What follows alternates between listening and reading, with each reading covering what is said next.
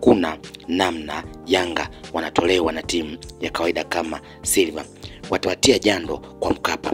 Ni maneno ya Jemedari Saidi ambaye ameweza kutoa maoni yake baada ya klabu ya Yanga kuweza kukubali kipigo cha goli 1-0 dhidi ya timu ya Silver Strikers kutokea Malawi, ambapo kwa mjibu wa Jemedari Saidi anatabiria klabu ya Yanga kuweza kushinda kwa goli 3-0 na hapo watapita moja kwa moja kwenda makundi. Katika ujumbe wake ambao aliweza kuandika kwenye mtandao wa Facebook, Jemedari Saidi anasema Yanga watawatia jando hao wa Malawi wakija kwa Mkapa.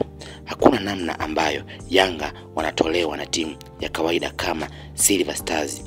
Zikiwa chache Taifa zitakuwa 3-0. Kitu pekee watakachojivunia na wanachotambia masimu wa Yanga ni ukweli kwamba Yanga wamepoteza mchezo wa kwanza tu, lakini hii ni michezo ya mtoano. Yanga wanaingia makundi. Simbo kabisa, aliweza kuandika Jemedari Saidi akiwa anawapa moyo klabu ya Yanga kwa kudai kwamba Yanga kwa uwezo walionao na walivyo bora tofauti na Silver, basi wanaingia makundi kirahisi kabisa, kwa sababu wana uwezekano wa kuwapiga zaidi ya goli 3 kwenye uwanja wa Benjamin Mkapa ambao utakuwa ni uwanja wa nyumbani, hivyo na kuwafanya waweze kuingia makundi, wakidai kwamba wengi wanaamini kwamba Silver wameweza kuwafunga klabu ya Yanga kwa ubora, ila ukweli ni kwamba Yanga wenyewe wanaelewa kwamba hii michezo ni ya mtoano, hivyo Yanga hawezi wakapoteza mchezo wa kwanza.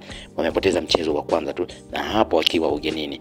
Hivyo kama wapo ugenini, basi wakiwa nyumbani wana uwezekano mkubwa kabisa wa kuweza kurekebisha makosa ambayo waliyaona na kuweza kusonga mbele hatua inayofuata, ambayo itakuwa ni hatua ya makundi, ambapo katika mchezo utakaofuata dhidi ya Yanga na Silver Strikers, basi utakutanisha kwenye uwanja wa Benjamin Mkapa ambao ndio uwanja wa nyumbani wa klabu ya Yanga. Hivyo kama watawakosa zaidi, basi Silver wajiandae kupokea kipigo cha zaidi ya goli 3 au 3-0, na kwa sababu Yanga uwezo wanao na watatinga makundi kirahisi zaidi.